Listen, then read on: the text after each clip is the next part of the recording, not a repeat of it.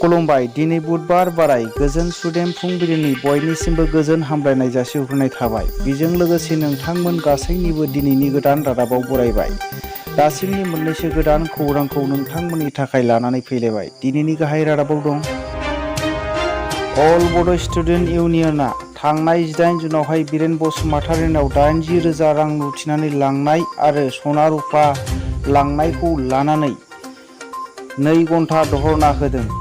चिरां जिल्लानि आबसुनि दैदेननायाव बे हाबाफारिखौ लानाय जादों।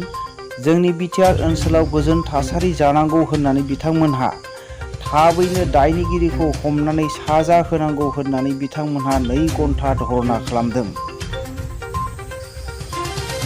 आसाम एडुकेशन मिनिस्टार डक्टर बियw सोरबा फोरोंगिरिफ्रा गुबुन खामानिफोरजों लोब्बा दङब्ला LIC एजेन्ट बा कन्ट्रेक्टरफोर खामानि मावनानै दङब्ला सप्ता खनसेनि गेजेरावनो इन्सपेक्टरफोरा खौरां हरनांगौ आरो गासै रिपर्टखौ जमा होनांगौ बुंदों। बेखौनो लानानै आसामनि डाइरेक्टर अफ आसाम एडुकेशन काउन्सिलआ गासैबो इन्सपेक्टरफोरनो लाइजाम हरदों 30 जुननि गेजेरावनो गासैखौ रिपर्टखौ होनांगौ होननानै। मोनसे जोबोद दुखुनांथाव बाथ्रा, गुबुन हारिया गासैबो बिथिङावनो बर' हारिखौ दिनै नासयबोगासिनो दङ।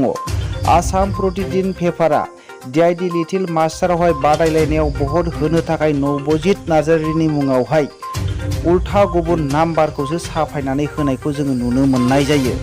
बेबायदिखौ जोङो फेजेननो थाखाय खैसार खालामनाय बायदिसो जोङो नुनो मोननाय जादों। बर' हारिनि गोबां आफादफोरा, बर' फरायसा आफादफोरा गोबां नाजानायनि गेजेरजोंहाय खौरांगिरि मेल खुंनानै गोबां भट बिदों, नाथाय बिथांमोनहा दिनै उल्था मावनायखौसो जोङो नुनो मोननाय जायो। 9152 915246 नाम्बारनि अनगायै गुबुन नाम्बारखौसो होनानै दिनै बिथांमोनहा फोसावदों। बेयो जोंनि बर' हारिनि थाखाय मोनसे जोबोद दुखुनांथाव खौरां।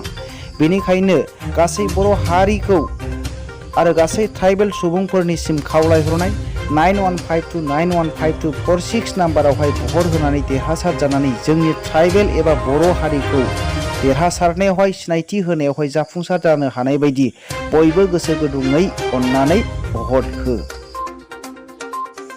आसाम आयेन आफादनि बुंथिगिरि बिस्वजित दैमारी बिथाङा उदालगुरि जिल्लानि दिमाकुशी गेलेग्रा फोथारखौ फोजौखांनो थाखाय 12 कौटि रां बाजेटआवहाय लाबाय होननानै बिथाङा बुंदों आरो बिथाङा बुंबावदों बाहायग'नि बाथ्रा। एफा फिसा गेलेग्रा फोथारावहाय दिनै नेसनेल लेभेलनि बादायलायनायखौ मोनबोनायनि थाखाय गाव जेरै बुंदों एरैनो हरनायनि थाखाय जोबोद गोजोननाय मोननाय फोरमायदों आरो आसाम फुटबल एस'सिएशन फेडारेसनखौ जोबोद गोजोननाय मोननाय फोरमायदों आरो आसामनि गिबि मन्थ्रि डक्टर हेमन्त बिश्व शर्माया गासै बादायलायनायावहाय बे खुंनायावहाय मदद हरनायनि थाखाय जोबोद गोजोननाय मोननाय फोरमायदों। बेजों लोगोसे दिनैनि रादाबा एसेनोसै।